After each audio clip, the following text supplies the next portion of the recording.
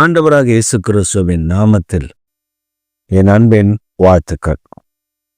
இந்த காலை வேளை தியானத்திற்காக நாம் தெரிந்து கொள்கிற வேத வசனம் 1 பேதுருவின் புத்தகம் 1ஆம் அதிகாரம் 15ஆம் திருவசனம். உங்களை அழைத்தவர் பரிசுத்தராய் இருக்கிறது போல நீங்களும் உங்கள் நடக்கைகள் எல்லாவற்றிலேயும் பரிசுத்தராய் இருங்கள். உங்களை அழைத்தவர் பரிசுத்தராய் இருக்கிறது போல நீங்களும் உங்கள் நடக்கைகள் எல்லாவற்றிலேயும் பரிசுத்தராய் இருங்கள். கர்த்தருடைய வசனம் இப்படி நம்மை வழிநடத்த விரும்புகிறது. அழைத்த தேவன் பரிசுத்தர். இப்ப நம்மை அழைத்தவர் எப்படியே இருக்கிறாரோ அப்படிதான் நாமும் இருப்போம். நாம் யாரோடு பழகிறோமோ அவர்களைப் போலத்தான் நாமும் இருப்போம். அதனால்தான் ஒரு பழமொழி சொல்லுவார்கள், உன் நண்பன் யார் என்று சொல், நான் உன்னை யார் என்று சொல்லிவிடுகிறேன். அதே போல ஆண்டவர் நம்மை அவர் வேறு பிரித்து அழைத்திருக்கிற அவருடைய ராஜ்யத்தின் பிள்ளைகள். இயேசு கிறிஸ்து நம்மை அழைத்திருக்கிறார், அவர் பரிசுத்தர். அப்ப ஆண்டவர் சொல்றாரு, உங்களை அழைத்தவர் பரிசுத்தராய் இருக்கிறது போல நீங்களும் உங்கள் நடக்கையில் எல்லாவற்றிலும் பரிசுத்தராய் இருங்கள். அப்ப நம்ம இதுல என்ன காரியத்தில் குறைபடுகிறோம் என்று நாம் உற்று கவனித்தால், நாம் ஆராதிக்கிற தேவன் பரிசுத்தர். அப்ப பரிசுத்தம் இல்லாமல் ஒருவனும் தேவனை தரிசிக்க முடியாது. நாம் ஒருவரும் ஆண்டவருடைய சமூகத்தில் சும்மா வந்துட முடியாது. பரிசுத்தத்தோடு தான் ஆண்டவரை தொழுது கொள்ள முடியும். பரிசுத்தம் இல்லாமல் ஒருவனும் தேவனை தரிசிக்க முடியாது. அப்ப நம்முடைய வாழ்க்கையில பரிசுத்தம் வேண்டும். அது மாத்திரமல்ல, நாம் தேவனுடைய பரிசுத்தம் உடையவர்களாய் காணப்படுகிறது மாத்திரமல்ல, அந்த பரிசுத்தத்தில் நாம் நடக்க வேண்டும். You have to follow the holiness. அந்த பரிசுத்தமாய் இருக்க பழக வேண்டும்.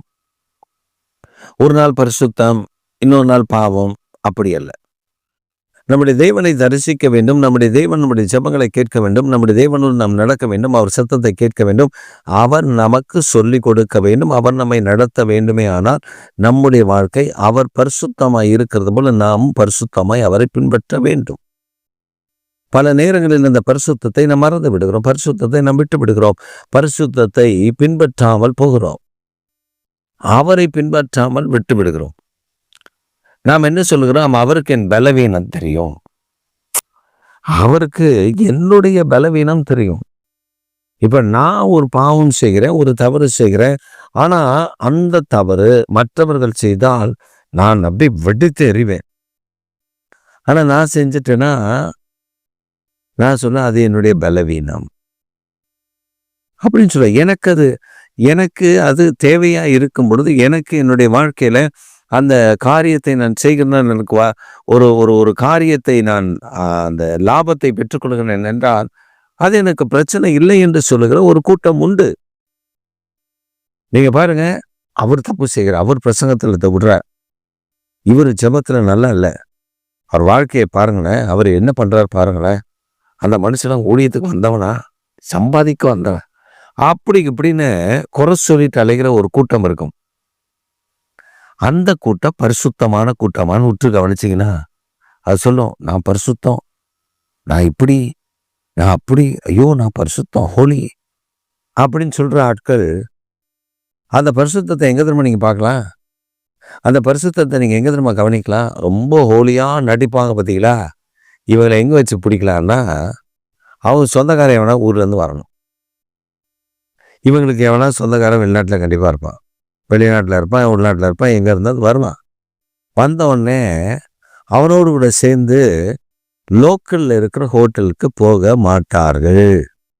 பெரிய ஹோட்டல், 5 ஸ்டார் ஹோட்டல் தான் போவாங்க. ஏன்னா அங்கதான் அவன் கேட்கிற பானம் கொடுக்கப்படும். அப்ப அவன் கேட்கிற பானம் கொடுக்கப்பட்ட எல்லாருக்கும் தான் ஆர்டர் பண்ணுவான். அவன் சொல்லுவான், it's our culture, it's our normal. ஏன்னா எங்க ஊர்ல அதெல்லாம் நார்மல். எல்லாருமே பாசஸ்க்குலாம் சம்பைன் குடிப்பாங்க, பாசஸ் அதை குடிப்பாங்க, இதை குடிப்பாங்க. அதெல்லாம் ஒண்ணு இல்லை. போதை ஏறி நம்ம ஆடக்கூடாது, அவ்வளவுதான். பாருங்க, அங்க போய் அதை குடிச்சிட்டு இங்க வந்து நான் பரிசுத்தம் அப்படின்னு பேச முடியுமா? நேற்று வரல பரிசுத்தம் வந்துட்டு இன்னைக்கு நான் பாவியா மாறிட்டு வந்து ஆண்டவரை நான் பரிசுத்தம் சொல்ல முடியுமா? முடியாது. ஒரு ஃபங்க்ஷன் போகிறோம், அல்லது ஒரு மீட்டிங் போகிறோம், அல்லது ஒரு ஒரு ஒரு ஒரு ஒரு ஒரு விழாவுக்கு போகிறோம். அந்த விழாவில் என்ன கொடுக்குறாங்க, என்ன சாப்பாடு, நமக்கு என்ன கொடுத்து சாப்பிட்டா நம்ம தீட்டுப்படாமல் வருவோமோ அதை சாப்பிட்டு வரணும். இல்லை நம்ம அது வேண்டாம்னா வேண்டாம்.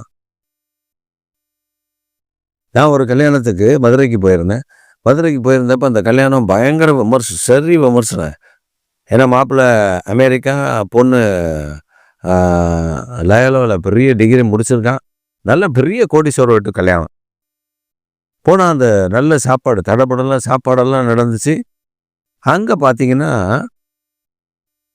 அந்த அந்த கல்யாணத்தில் ஒரு பழக்கம், கிராமங்களில் இருக்கும் அந்த பழக்கம். அது அந்த ஊரில் இருந்துச்சு. அந்த கல்யாணத்தில் வச்சுருந்தாங்க. என்னென்னா சீவல் தட்டு வச்சுருந்தான். சீவல் தட்டு அப்படின்னா வெத்தலை இருக்கும், பாக்கு இருக்கும், சுண்ணாம்பு இருக்கும், புயலை இருக்கும். அது யாருக்கு வேணுமோ அதை எடுத்து போட்டுக்கலாம்.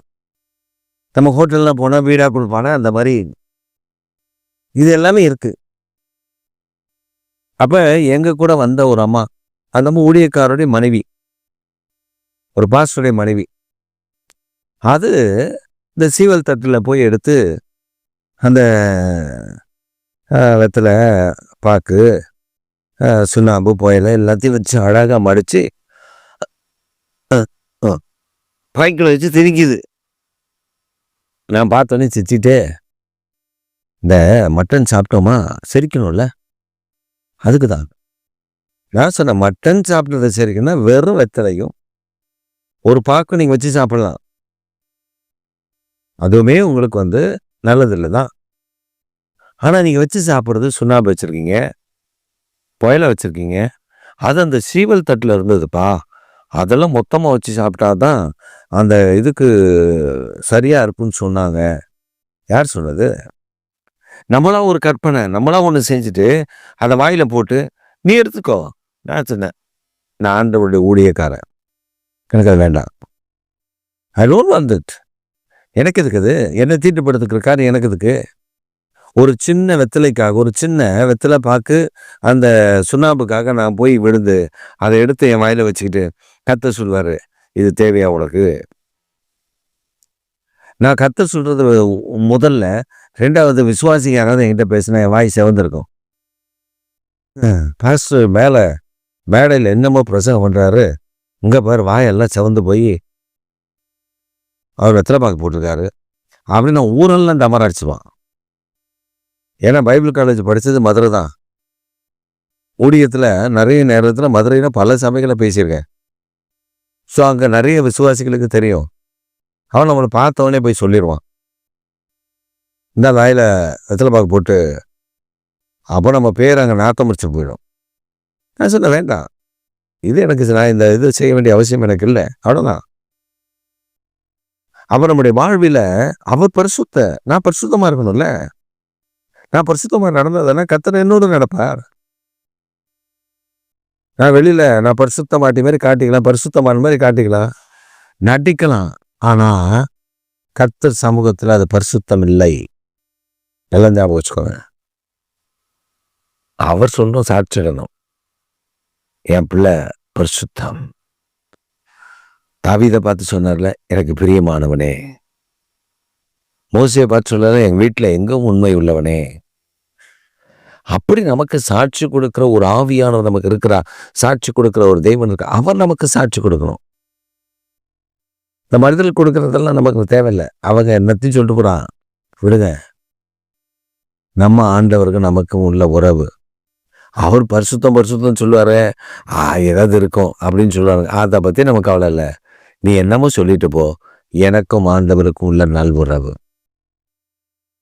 நீங்கள் பரிசுத்தமாக இருந்து பாருங்கள், அவர் உங்களோடு கூட இருப்பார். நீங்கள் போகிற விடத்தில் அற்புதம் நடக்கும், அற்புதம் நடக்கும், அதிசயம் நடக்கும். நீங்கள் உங்கள் கண்களால் பார்க்கலாம்.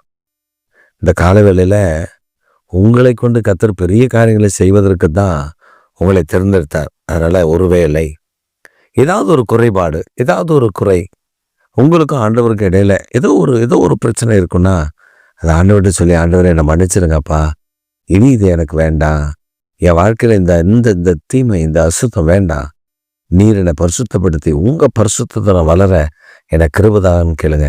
அவர் உங்களை மேன்மைப்படுத்த போதுமானவர். ஆமென். ஆமென்.